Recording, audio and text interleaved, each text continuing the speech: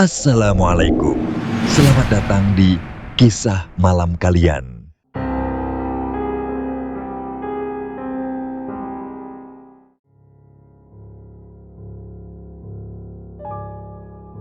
Sekitar 9 tahun silam, Hana menjalani awal karirnya sebagai seorang perawat di sebuah rumah sakit pemerintah di Jawa Barat. Usianya saat itu masih muda, pengalaman kerjanya pun belum banyak. Ia baru saja menyelesaikan pendidikan dan seperti kebanyakan lulusan baru, semangatnya membara untuk menimba pengalaman. Namun ia tidak menyangka bahwa tempat pertamanya bekerja justru akan menjadi titik awal dari pengalaman hidup yang tidak bisa dijelaskan oleh akal manusia. Rumah sakit tempat ia ditugaskan bukanlah bangunan baru, melainkan sebuah rumah sakit lama yang berdiri sejak zaman penjajahan Belanda. Arsitektur kolonialnya masih kentara. Tembok-tembok tebal dan tinggi. Jendela-jendela kayu besar dengan jeruji besi, serta koridor-koridor panjang yang temaram dengan cahaya lampu neon pucat. Suasana di siang hari sudah cukup menekan. Apalagi ketika malam tiba, saat lorong-lorong sepi dan gema langkah kaki sendiri terdengar seperti gema dari dunia lain. Hari itu, Hana mendapat jadwal dinas sore bersama 4 orang rekan kerja. 2 di antaranya adalah senior yang sudah lama bekerja di rumah sakit itu. Karena ia masih tergolong baru, tugas-tugas yang diembannya umumnya adalah perintah langsung dari para senior. Hal-hal teknis yang tidak terlalu rumit, tetapi tetap menuntut ketepatan dan ketegasan. Bangsal tempat ia bertugas adalah ruang bedah yang berada di salah satu sisi bangunan tua. Area tersebut terkenal cukup sepi dan jarang dilewati staf lain, kecuali mereka yang memang bertugas di dalamnya. Pada sore hari, suasana mulai berubah drastis setelah jam kunjung pasien usai. Biasanya sekitar pukul 7 malam. Lorong-lorong seketika lengang, hanya menyisakan suara alat medis yang berdetik pelan dan sesekali derit tempat tidur roda. Lampu-lampu berpendar temaram, menciptakan bayangan-bayangan panjang yang menari di lantai keramik putih yang mulai pudar. Malam itu, hanya ada 1 pasien yang tersisa di ruangan bedah. Ia ditemani oleh 1 anggota keluarga yang menunggu. Hana merasa suasana jauh lebih hening dari biasanya. Ia tak bisa menjelaskan secara pasti, tetapi naluri bawah sadarnya mulai terusik.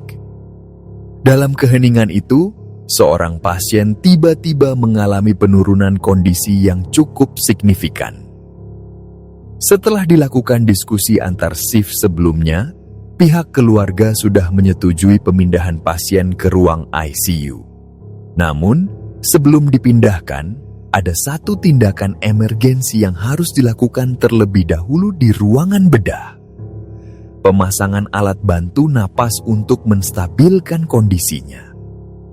Seorang perawat senior kemudian memberi perintah kepada Hana untuk mengambil alat tersebut di ruang tindakan yang berada di bagian belakang. Tanpa banyak bicara, Hana mengangguk dan segera berjalan ke sana. Ruang tindakan letaknya bersebelahan dengan ruang pendidikan, ruangan yang biasanya digunakan oleh mahasiswa keperawatan yang sedang praktik. Namun malam itu, ruangan pendidikan gelap dan tampak kosong. Tidak ada jadwal mahasiswa malam itu. Biasanya memang hanya digunakan hingga pukul 9 malam apabila ada sesi belajar, namun saat itu sedang tidak ada kegiatan apapun.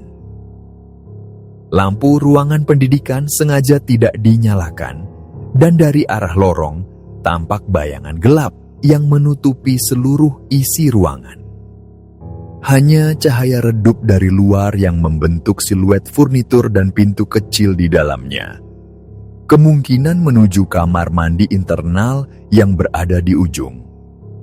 Hana masuk ke ruang tindakan dan mulai mencari alat bantu napas tersebut. Ia membungkuk ke bawah meja, membuka laci satu persatu, mengecek rak-rak logam dan lemari alat medis. Namun, alat yang dicari tidak ia temukan. Biasanya alat itu ada di tempatnya, atau setidaknya mudah terlihat. Tapi malam itu seperti ada yang berbeda. Setiap laci terasa seperti kosong, setiap tempat terasa tidak pada tempatnya. Ia mulai merasa resah, berpikir mungkinkah alat tersebut sudah dipakai dan belum dikembalikan.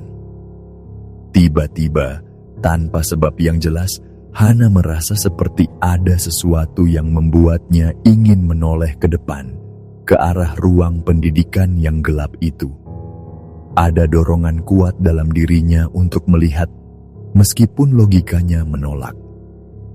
Ia berusaha tetap fokus mencari alat, tetapi rasa ingin tahu itu tumbuh semakin kuat. Jantungnya berdetak lebih cepat, dan ada sensasi aneh merambat di punggungnya. Akhirnya, ia menoleh ke arah depan ruangan pendidikan. Sekilas, ia melihat ada sesuatu yang melintas. Bukan manusia, bukan hewan. Hanya bayangan. Sekelebat hitam yang bergerak cepat dari sisi ruangan menuju arah kamar mandi kecil di ujung sana. Gerakannya terlalu cepat, terlalu hening, dan terlalu tak wajar untuk dianggap biasa. Hana tercekat. Ia mencoba menenangkan diri dan meyakinkan dirinya sendiri bahwa mungkin itu hanya pantulan cahaya dari luar atau bayangan dari pikirannya yang lelah. Namun pikirannya tidak tenang. Ia masih berdiri di sana, ragu, gugup, dan tubuhnya mulai dingin. Beberapa detik kemudian, suara aneh terdengar dari ruangan pendidikan. Suara kayu bergoyang, seperti suara kursi goyang tua yang diduduki dan digoyangkan perlahan. Suara itu datang dari dalam ruangan yang gelap, dari tempat bayangan itu melintas sebelumnya. Tubuh Hana langsung kaku. Ia tidak yakin apa yang sebenarnya sedang terjadi. Ia ingin segera keluar dari ruangan, tapi masih belum bisa menemukan alat yang diperintahkan untuk diambil. Ia mencoba tetap mencari, tetapi fokusnya buyar. Tangannya gemetar, dan perutnya terasa diaduk oleh kecemasan yang mendalam. Rasa takut dan rasa penasaran berkecamuk dalam dirinya. Suara kursi goyang itu masih terdengar. Perlahan, ia kembali melirik ke arah depan. Kali ini lebih waspada, lebih hati-hati, dan di sanalah sosok itu berdiri.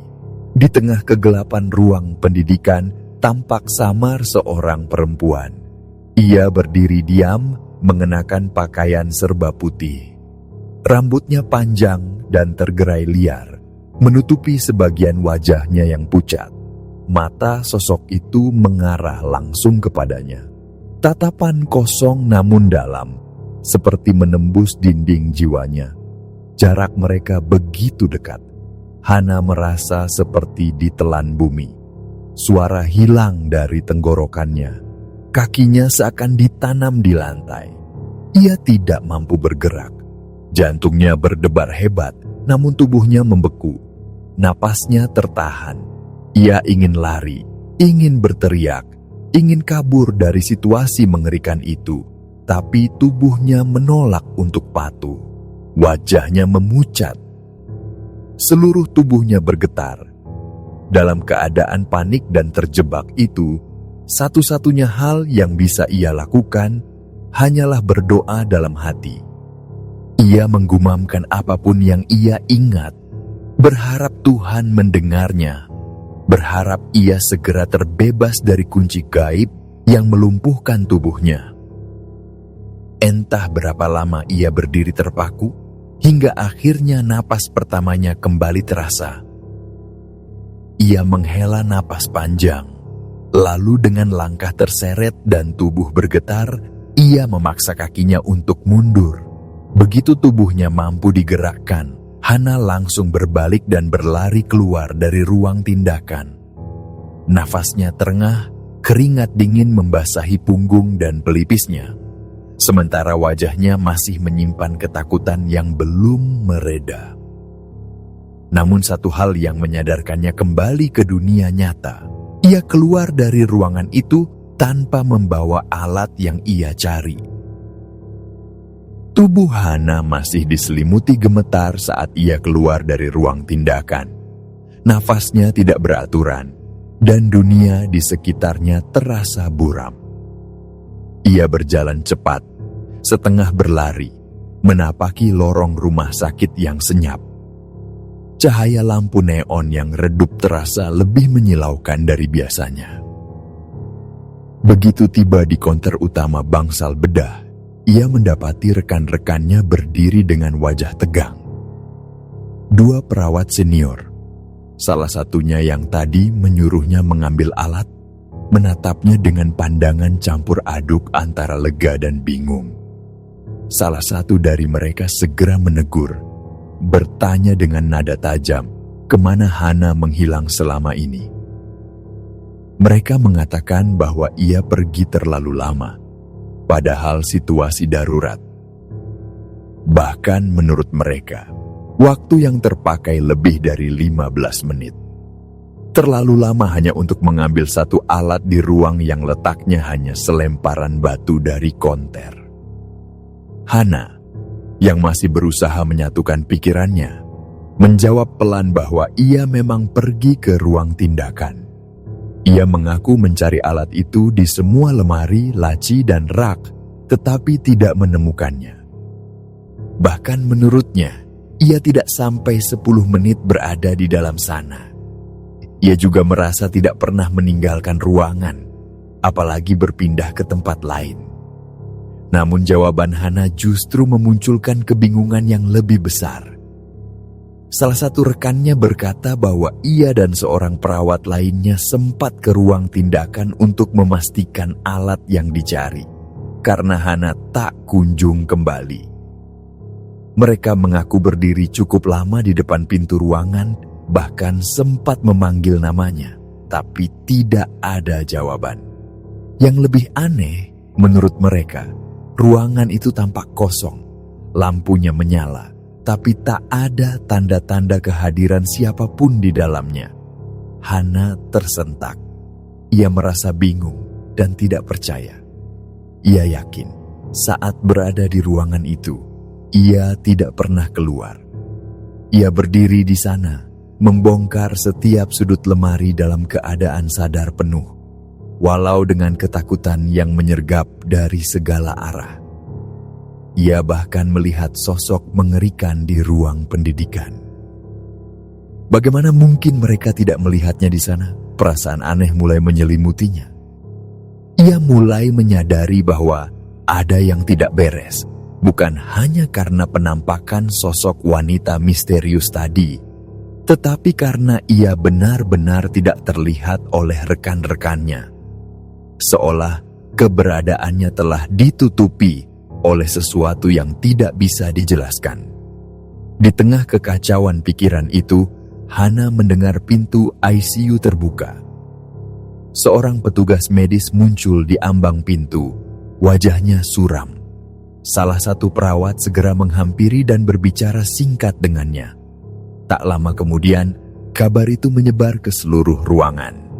Pasien yang hendak dipindahkan ke ICU, pasien yang tadi butuh alat bantu napas, telah meninggal dunia. Suasana di bangsal mendadak hening. Tak ada suara selain detak jam dinding dan napas tertahan dari mereka yang mendengarnya. Di seberang ruangan, suara tangisan pelan mulai terdengar dari keluarga pasien yang baru diberitahu kabar duka itu. Tangis itu menembus hati siapapun yang mendengarnya, termasuk Hana. Ia berdiri di tempatnya. Tubuhnya terasa lebih ringan, tapi jiwanya terasa jauh lebih berat. Rasa bersalah menyergap seperti kabut pekat. Ia merasa gagal. Ia merasa menjadi penyebab keterlambatan yang merenggut nyawa seseorang. Ia mengingat kembali bagaimana tubuhnya terkunci di tempat, bagaimana mulutnya tak mampu berteriak, dan bagaimana sosok putih itu berdiri begitu dekat, mengurungnya dalam ketakutan yang membuatnya lupa akan waktu. Namun ia tak berani bercerita, tidak saat itu. Salah satu perawat senior memperhatikan perubahan wajah Hana yang semakin pucat. Perempuan itu mendekat dan bertanya apakah Hana baik-baik saja. Namun jawaban Hana hanya berupa anggukan kecil yang tidak meyakinkan. Perawat senior itu lalu menawarkannya air minum dan menyuruhnya duduk. Setelah beberapa saat, perawat senior itu kembali bertanya, kali ini dengan suara yang lebih pelan dan lembut. Apakah Hana melihat sesuatu di dalam ruang tindakan tadi? Tatapan matanya menyiratkan bahwa ia tidak bertanya hanya untuk tahu, tetapi karena ia sudah punya dugaan. Hana terdiam. Dalam hatinya ia berperang. Ia ingin berkata bahwa yang ia lihat hanyalah bayangan. Mungkin pantulan cahaya? Tapi di sisi lain, ia tahu bahwa yang ia lihat lebih nyata dari apapun. Sosok perempuan berbaju putih. Rambut panjang menjuntai, mata tajam yang menatap langsung ke arahnya. Wajah pucat, tanpa ekspresi, namun penuh intensitas. Ia tahu itu bukan halusinasi. Akhirnya, Hana mengangguk. Ia mengakui bahwa ia melihat sesuatu. Perawat senior itu menghela napas pelan, lalu duduk di sampingnya. Ia bercerita bahwa beberapa tahun sebelumnya, seorang perawat perempuan pernah ditemukan meninggal di rumah sakit ini. Perawat itu bunuh diri di kamar mandi kecil yang terletak di antara ruang pendidikan dan ruang tindakan, tempat yang tadi dilalui Hana. Penyebabnya tidak pernah diungkap secara gamblang, tapi rumor di kalangan staf menyebut bahwa perawat itu mengalami tekanan pribadi yang berat. Sejak kejadian itu, ruangan-ruangan di sekitar lokasi tersebut sering menjadi tempat munculnya gangguan. Beberapa staf mengaku pernah melihat kursi goyang yang bergoyang sendiri, mendengar suara tangisan dari dalam kamar mandi, atau melihat bayangan perempuan melintas cepat di lorong. Namun tidak semua orang berani menceritakannya. Banyak yang memilih diam karena khawatir dianggap penakut atau tidak profesional. Perawat senior itu menyebut bahwa mungkin Hana, karena masih baru dan belum banyak merasakan oleh kerasnya dunia rumah sakit tua ini, masih sangat sensitif terhadap hal-hal semacam itu. Ia menyebut kejadian malam itu sebagai bonus awal dinas malam. Hana hanya bisa menunduk. Di dalam kepalanya, kenangan saat-saat di dalam ruang tindakan tadi kembali berputar seperti film buruk yang tidak bisa dihentikan. Ia tidak hanya melihat, ia mengalami. Yang lebih mengerikan lagi adalah kenyataan bahwa selama ia berada di sana, rekan-rekannya tidak melihat keberadaannya. Ia tidak hanya ditakut-takuti, tetapi benar-benar dibuat menghilang dari dunia nyata. Sementara para perawat kembali menjalankan tugas masing-masing, Hana duduk termenung di konter, memandangi lorong panjang yang membentang menuju ruang pendidikan. Keesokan harinya, Hana datang ke rumah sakit lebih pagi dari biasanya. Wajahnya masih menyisakan sisa-sisa ketegangan dari peristiwa malam sebelumnya.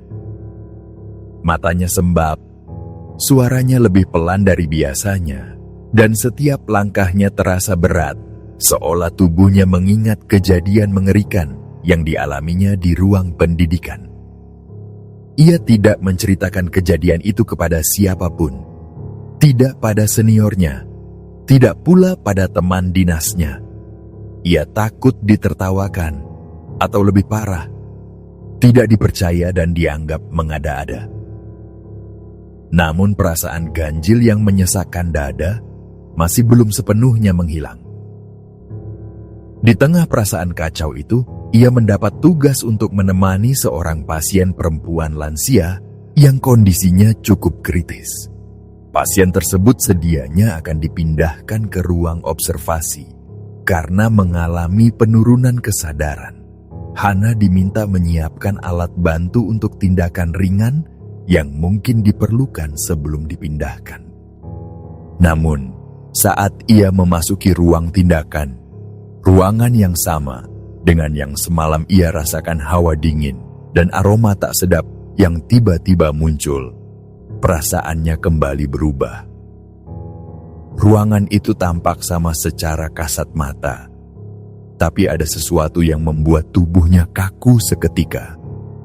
Alat yang biasanya ada di dalam lemari tampak berantakan, dan beberapa peralatan kecil seperti tensimeter serta stetoskop tidak terlihat di tempatnya. Ia berusaha mencari dengan cepat, membuka laci-laci dengan gugup, namun semuanya nihil. Nafasnya mulai tersengal. Di tengah pencarian itu, Hana kembali mendengar suara samar. Langkah kaki yang pelan menyeret, namun terdengar jelas dari arah belakang lorong. Ia mencoba menenangkan diri, meyakinkan bahwa itu mungkin hanya suara salah satu perawat atau cleaning service. Tapi tidak ada siapapun di lorong itu ketika ia menengok ke arah sumber suara. Sunyi. Beberapa menit kemudian, ia kembali ke ruang perawat dengan tangan kosong. Alat yang dibutuhkan tidak ditemukan, dan saat ia tiba, suasana berubah mencekam. Pasien yang tadi hendak ditangani telah meninggal dunia. Kematian itu mendadak, nyaris tidak terduga. Padahal sebelumnya pasien masih menunjukkan tanda-tanda vital yang relatif stabil. Hana berdiri terpaku, matanya memandangi tubuh yang kini telah ditutup kain putih oleh rekannya. Dalam diam, ia merasa bersalah. Sangat bersalah. Ia merasa seandainya ia bisa menemukan alat itu lebih cepat, seandainya ia tidak terlalu lama terdiam di lorong gelap itu, mungkin pasien masih bisa diselamatkan. Namun perasaan bersalah itu tidak cukup kuat untuk membuatnya bersuara. Ia hanya menunduk, menyibukkan diri mencatat di lembar status medis, padahal pikirannya tidak fokus. Suara-suara rekan kerja terdengar seperti gema yang jauh. Ia mulai merasa bahwa dirinya bukan hanya dikelilingi manusia, tetapi juga sesuatu yang lain, sesuatu yang tak tampak, namun terus mengawasinya. Setelah malam yang menegangkan di ruang tindakan rumah sakit tua peninggalan Belanda itu, Hana meninggalkan area bangsal dengan langkah yang berat. Ia pulang menyusuri jalan kecil yang menghubungkan rumah sakit dan kos-kosannya, di bawah langit malam yang pekat tanpa bintang. Jam sudah menunjukkan hampir pukul 11 malam. Suasana kota kecil itu begitu sepi. Hanya terdengar suara angin menggoyang dedaunan dan gelegak pelan dari saluran air di tepi jalan. Dalam kepalanya, bayangan sosok putih yang berdiri di ruang tindakan masih terus berputar. Rasa dingin yang ia rasakan waktu itu seolah masih menempel di kulit. Ia mencoba meyakinkan dirinya bahwa semua sudah berakhir, bahwa sosok itu tak akan mengikutinya pulang. Namun, hati kecilnya merasa sebaliknya. Setibanya di depan pagar kos, Hana sempat merasakan sesuatu yang ganjil. Saat ia mencoba membuka kunci pagar, terdengar suara pelan memanggil namanya. Suara itu terdengar lirih, seperti bisikan yang datang dari balik dinding gelap. Ia menoleh ke kiri dan ke kanan, berusaha mencari sumber suara, tetapi tak ada siapapun di sekitarnya. Malam terlalu senyap. Ia mengira bahwa pikirannya mungkin terlalu lelah, lalu kembali berkonsentrasi pada kunci yang sedang dicocokkan ke gembok pagar. Namun, suara itu terdengar lagi. Kali ini lebih dekat, lebih jelas. Suara itu seperti memanggil namanya langsung di telinga. namun tanpa bentuk tubuh yang menyertainya. Ia sontak menjatuhkan kunci ke tanah. Tubuhnya menggigil dan tangannya mulai gemetar. Dalam kepanikan, ia memanggil pelan bapak kos, berharap pria tua itu belum tidur. Beberapa saat kemudian, lampu di dalam menyala dan terdengarlah suara langkah kaki yang diseret pelan. Bapak kos muncul membawa senter, bertanya dengan wajah bingung tentang apa yang terjadi. Hana menjelaskan bahwa ia menjatuhkan kunci dan tidak bisa menemukannya. Sang bapak kemudian membantu membuka pagar dari dalam tanpa banyak bertanya. Setelah masuk, Hana hanya membungkuk sopan dan segera naik ke lantai 2, tak ingin menjelaskan lebih lanjut. Tangga menuju atas berderit pelan setiap kali diinjak. Lorong tempat kamarnya hanya diterangi satu bohlam kecil yang menggantung rendah. Penerangan itu tidak cukup menerangi seluruh lorong, menyisakan sudut-sudut gelap yang membuat bulu kuduknya meremang. Ketika hampir mencapai pintu kamarnya, ia merasa seolah ada yang memperhatikannya dari arah balkon di ujung lorong. Ia menoleh sekilas. Di sana berdiri sesosok perempuan dengan rambut panjang menjuntai ke depan, mengenakan baju putih lusuh. Tubuhnya tegak mematung membelakangi Hana. Sosok itu tampak tidak bergerak, dan aura dari keberadaannya begitu dingin dan asing. Dalam hati, Hana mencoba menenangkan diri. Ia mengira itu mungkin hanya salah satu teman kos yang sedang berdiri di balkon untuk mencari udara segar. Tapi ketegangan di leher dan pundaknya berkata lain. Sosok itu tak bergerak sedikit pun, bahkan saat Hana melangkah pelan melewatinya menuju pintu kamar. Begitu masuk ke dalam kamar, Hana langsung mengunci pintu dan merebahkan diri di kasur tanpa sempat mengganti pakaian. Tubuhnya berkeringat dingin, napasnya tak teratur. Dalam keheningan malam itu, ia berusaha mengalihkan pikiran dari sosok-sosok yang dilihatnya. Tapi rasa takut tetap bertahan. Bayangan ruang tindakan, suara kursi goyang, sosok putih, dan kini perempuan di lorong kosan, semuanya seolah menyatu dalam kepala yang penuh tekanan. Sekitar pukul 1 dini hari, ia terbangun oleh rasa ingin ke kamar mandi. Kamar mandinya berada di ujung lorong luar kamar. Setelah ragu-ragu sejenak, ia memutuskan untuk keluar. Saat membuka pintu, suasana lorong masih seperti sebelumnya, temaram dan sunyi. Langkah kakinya pelan tapi pasti menuju kamar mandi. Sesampainya di depan pintu kamar mandi, terdengar suara keran air mengalir dari dalam. Hana berpikir mungkin ada salah satu penghuni lain yang sedang berada di dalam. Ia memanggil pelan, namun tidak ada balasan. Pintu kamar mandi sedikit terbuka. Saat ia mendorongnya, suara air itu tiba-tiba berhenti. Di dalam ternyata tidak ada siapa-siapa.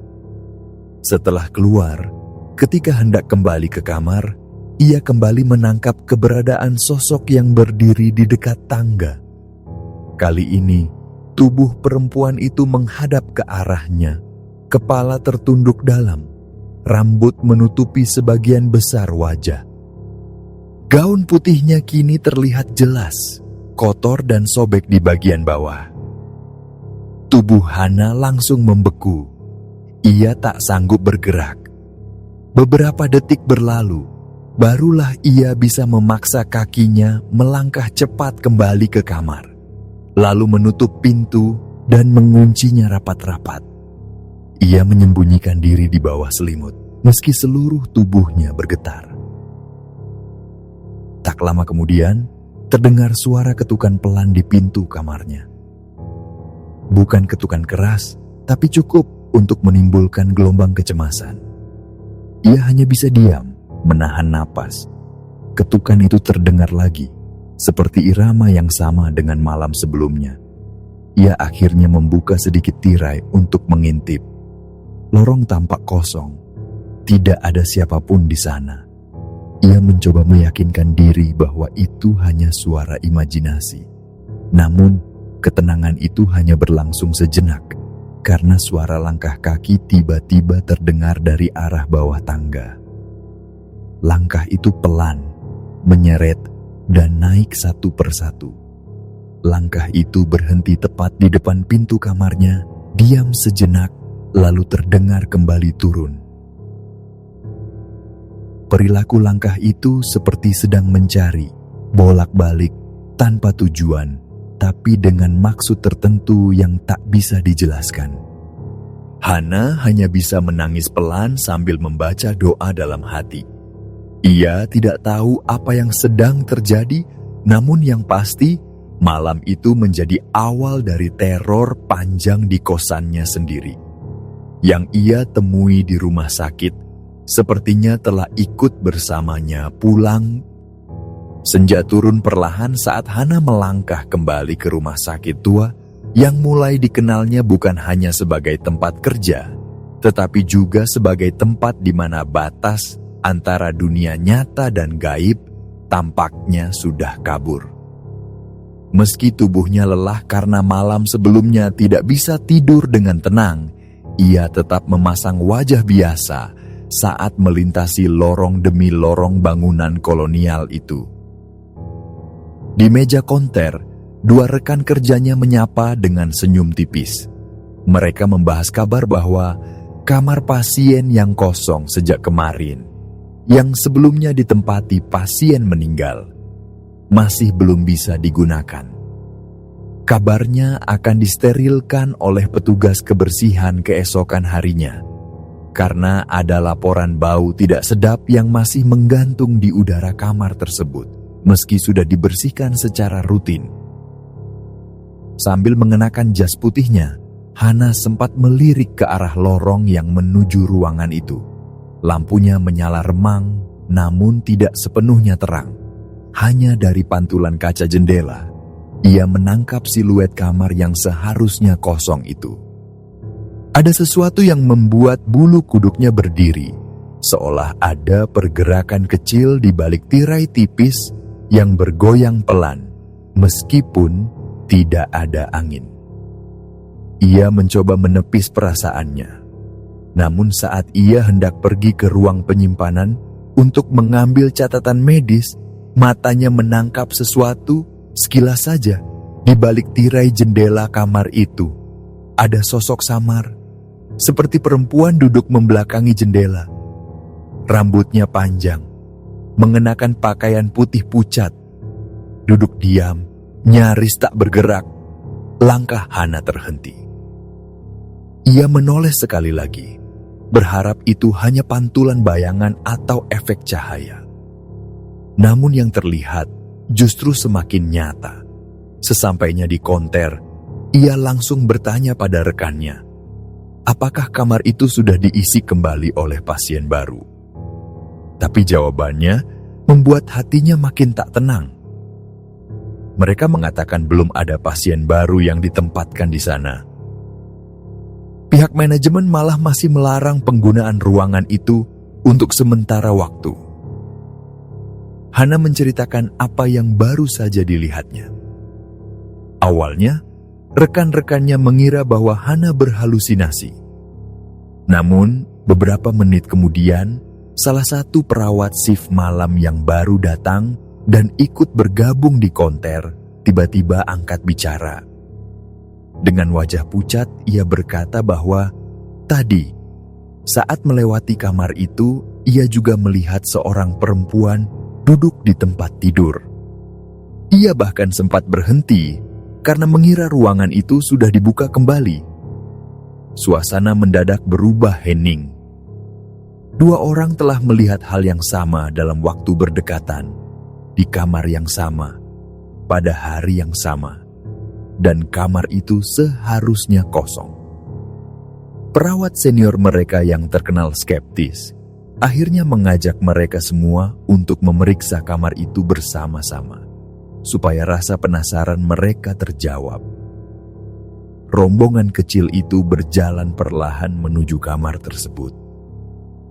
Suasana lorong yang tadinya hanya terasa tua, kini mendadak seperti menekan dada. Udara seperti menggumpal dan menyulitkan mereka bernapas. Cahaya lampu lorong meredup seakan ikut menghindar dari kamar itu. Saat pintu dibuka, kamar tersebut tampak biasa saja, terlalu biasa. Terlalu bersih, tidak ada sprei di ranjang pasien. Tirai jendela yang tadi tampak bergerak, kini menggantung kaku. Tidak ada bau aneh, tidak ada suara. Namun justru karena itu, semuanya merasa semakin tidak nyaman. Terlalu sunyi untuk ukuran rumah sakit. Salah satu perawat menunjuk ke bagian kanan tempat tidur. Di sanalah ia merasa melihat sosok perempuan duduk menghadap jendela. Tapi sekarang hanya ada kasur kosong yang bahkan tak lagi berbekas. Mereka keluar ruangan dalam diam. Perawat senior mereka hanya bisa menggelengkan kepala dan menyuruh mereka tak lagi membicarakan kejadian itu. Takut gangguan makin menjadi-jadi. Namun dalam hati, Hana merasa bahwa mereka bukan hanya melihat sesuatu yang tak kasat mata, tetapi telah mengusik sesuatu yang belum ingin pergi. Malam itu, Hana kembali ke kos dengan langkah lebih cepat dari biasanya. Ketika ia sampai di gerbang kos, kegelapan menyelimuti halaman. Hanya lampu kecil di teras kamar yang menyala temaram. Lalu, suara itu terdengar lagi, pelan, samar, seolah berasal dari balik punggungnya. Seseorang memanggil namanya dengan suara lirih yang membuat tengkuknya langsung dingin. Panggilan itu terdengar seperti bisikan dari dalam mimpi buruk. Hana, ia tersentak. Tangan yang menggenggam kunci gemetar hebat, membuat kuncinya terjatuh dan terlempar ke sudut gelap dekat pagar. Napasnya tercekat. Suara itu seperti datang dari tempat yang sangat dekat. Tapi saat ia menoleh, tak ada siapapun di belakangnya. Dalam kepanikan, ia berteriak lirih memanggil bapak kos, berharap beliau mendengar. Setelah beberapa saat yang terasa sangat lama, bapak kos akhirnya keluar dengan senter di tangan. Dengan suara tenang, beliau bertanya apa yang terjadi, dan Hana hanya bisa berbohong dengan suara pelan, mengatakan bahwa kuncinya jatuh, dan ia tidak bisa melihatnya dalam gelap. Bapak kos membantu mencari kunci dan membukakan pagar untuknya. Begitu masuk kamar, Hana langsung mengunci pintu dan melempar tubuhnya ke tempat tidur. Keringat dingin membasahi pelipis dan punggungnya, walau kipas angin tidak menyala. Tepat pukul 1 dini hari, ketukan pelan kembali terdengar dari arah pintu kamarnya. Sekali, 2 kali, 3 kali. Jeda beberapa detik, kemudian terulang lagi. Ia menahan napas.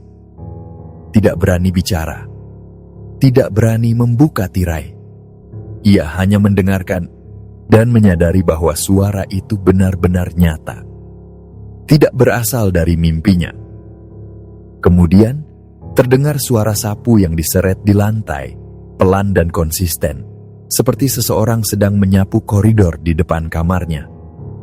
Tapi siapa yang menyapu jam 1 pagi? Penuh rasa takut dan rasa ingin tahu yang bercampur, Hana akhirnya mengintip sedikit dari balik tirai. Kali ini ia tidak melihat siapapun yang sedang menyapu. Namun di ujung lorong berdiri sosok itu lagi. Perempuan dengan rambut panjang menutupi wajahnya. Dia mematung di bawah cahaya remang lampu gantung. Seketika Hana menutup tirai dan menarik selimutnya sampai ke kepala.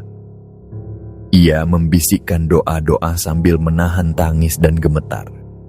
Tapi yang lebih menakutkan adalah ia tidak tahu apakah sosok itu masih berdiri di luar atau sudah berada di balik pintu kamarnya. Pagi itu, Hana bangun dengan tubuh yang serasa digiling. Mata sembab, kepala berat, dan pundak seperti baru saja memikul karung batu semalaman. Ia tidak yakin benar kapan terakhir kali tertidur. Jam dinding menunjukkan pukul 6:11. Namun rasanya ia baru saja melepaskan kepala dari bantal 2 menit yang lalu. Bunyi knalpot motor dan teriakan tukang sayur dari luar kosan mengingatkannya bahwa dunia nyata masih berjalan seperti biasa, tak peduli seberapa rusaknya perasaan seseorang. Tapi bagi Hana, dunia sudah tidak terasa normal sejak malam pertama ia bertemu makhluk itu di rumah sakit. Dan kini, seolah gangguan itu telah mengakar, mengikuti hingga ke kamar kos yang seharusnya menjadi tempat beristirahat. Dengan langkah gontai, ia bersiap bekerja. Rambut dikuncir asal-asalan, wajah hanya dibasuh air, dan seragam dinas yang masih terasa lembab ia kenakan tanpa pikir panjang. Perjalanan ke rumah sakit pun dilakukan dalam diam. Namun sesampainya di rumah sakit, kabar yang ia dengar membuat bulu kuduknya kembali meremang. Seorang pasien di kamar dekat ruang tindakan dikabarkan berteriak histeris sejak pukul 4 pagi. Wanita muda itu baru saja melahirkan 2 hari sebelumnya dan sempat menjalani pemulihan di kamar tersebut. Namun pagi ini, ia mengaku melihat sesosok wanita berdiri di pojok kamar, menatapnya dengan mata kosong dan tubuh berlumuran darah, sambil memegangi perutnya yang koyak. Pasien itu juga bersikeras bahwa ia mendengar suara tangisan bayi dari kolong tempat tidur. Awalnya, para perawat mengira itu gejala baby blues atau stres pasca melahirkan. Tapi kemudian, 2 staf lain mengaku mendengar suara tangis yang sama saat hendak mengambil linen di kamar itu. Bahkan, salah satu cleaning service yang hendak mengepel lantai mendadak pingsan di ambang pintu kamar. Ia mengaku melihat seorang wanita berdiri membelakanginya di depan cermin kamar mandi. Ruang tersebut langsung dikosongkan. Kepala ruangan memerintahkan agar tidak ada pasien yang ditempatkan di sana untuk sementara waktu. Bahkan, sprei dan perlengkapan tempat tidur pun ditarik dan dibiarkan telanjang begitu saja. Hana hanya bisa menggenggam tangan sendiri, mencoba menahan getaran yang muncul dari dalam tubuhnya. Rasa penasaran mendorongnya untuk mencari informasi lebih jauh. Siang itu, saat istirahat, ia menemui Pak Rahmat, seorang petugas kebersihan senior yang sudah lebih dari 10 tahun bekerja di rumah sakit tersebut. Dengan suara pelan, pria tua itu menceritakan sebuah kisah yang pernah ia simpan rapat-rapat. Dulu, katanya, ada seorang pasien wanita hamil besar yang masuk ke UGD dalam kondisi mengenaskan. Ia menjadi korban kekerasan dari suaminya sendiri. Pendarahan hebat membuat dokter tak bisa menyelamatkan nyawanya maupun janin dalam kandungannya. Yang ganjil, setelah dinyatakan meninggal dan jenazahnya dibersihkan, tubuh wanita itu sempat hilang. Selama hampir 4 jam, jenazah tidak ditemukan. Sampai akhirnya, seorang perawat menemukan tubuhnya kembali di ruang tindakan. Tubuh dingin itu terbujur di atas ranjang operasi. Tangannya melipat perut dan kepala menghadap ke pintu. Setelah kejadian itu, gangguan mulai sering terjadi. Kursi goyang yang bergerak sendiri, suara keran menyala di kamar mandi yang kosong, suara tangisan dari lorong, dan penampakan wanita berbaju putih di cermin-cermin malam hari. Namun tidak semua cerita ini disebarluaskan. Beberapa hanya menjadi bisik-bisik antar staf. Hana merasa seakan potongan-potongan teka-teki mulai terhubung. Sosok di ruang tindakan, bayangan di lorong kosannya, suara panggilan dari kegelapan, ketukan-ketukan dini hari, semuanya berasal dari satu entitas, perempuan yang tidak pernah mendapat ketenangan. Malam itu, Hana pulang lebih awal. Langkahnya berat. Setiap detik terasa seperti menantang nasib. Setelah membuka gerbang kos dengan tangan gemetar, ia berjalan pelan ke atas. Lampu tangga redup, suasana sunyi, dan hawa dingin menyelimuti seluruh lorong. Saat melewati tangga menuju lantai 2, pundaknya kembali terasa berat, seolah ada yang menempel, memeluk erat dari belakang. Di ujung lorong, ia melihatnya lagi. Sosok wanita itu berdiri, rambut menutupi sebagian wajahnya, gaun putih yang lusuh seperti gaun rumah sakit. Kali ini, jaraknya hanya sekitar 2 meter dari Hana. Ia tidak bergerak, namun pandangannya menusuk. Hana berusaha mengalihkan mata, tapi kakinya terpaku. Ia hanya bisa bergumam pelan, mengucap doa semampunya. Dalam bayang matanya, sosok itu seolah maju selangkah, walau sebenarnya diam. Nafas Hana tersengal. Langkahnya tergesa menuju kamar, tangan gemetar saat mencoba membuka kunci. Begitu pintu terbuka, ia segera masuk, membanting pintu dan menguncinya dari dalam. Tak ada suara, tak ada ketukan. Namun, kursi kayu di sudut kamarnya mulai bergoyang sendiri. Deritnya pelan, namun jelas. Tidak keras, tapi cukup untuk membuat bulu kuduknya menegang. Lampu kamar sempat berkedip sekali. Lalu tirai jendela bergoyang, padahal jendela tertutup. Hana menahan nafas. Ia menatap cermin kecil di dekat meja rias, dan di sanalah, sekilas, ia melihat bayangan lain berdiri di belakangnya. Bayangan yang tidak tampak dalam realita, namun jelas dalam pantulan. Ia memutar tubuh. Tidak ada siapapun. Tapi ketika ia menatap cermin kembali, wajah wanita itu terlihat menempel di sana. Menatap lurus ke arahnya, mata hitam penuh duka dan mulut sobek. Dalam sekejap, bayangan itu lenyap. Namun kursi di sudut kamar masih bergoyang, terus dan terus. Dan saat Hana mendekap tubuhnya sendiri di pojok ruangan, hanya satu hal yang terlintas dalam pikirannya. Sosok itu tidak akan pergi. Baiklah, sekian dulu cerita kami kali ini. Kami mohon maaf jika ada kesalahan dalam perkataan dan pengucapan saat membawakan cerita. Terima kasih banyak untuk Hana yang telah membagikan ceritanya. Bagaimana pendapat kalian dari cerita ini? Semoga dengan kisah ini dapat menghibur sahabat semua, dan saya Sandi undur diri, sampai jumpa lagi di kisah kami selanjutnya.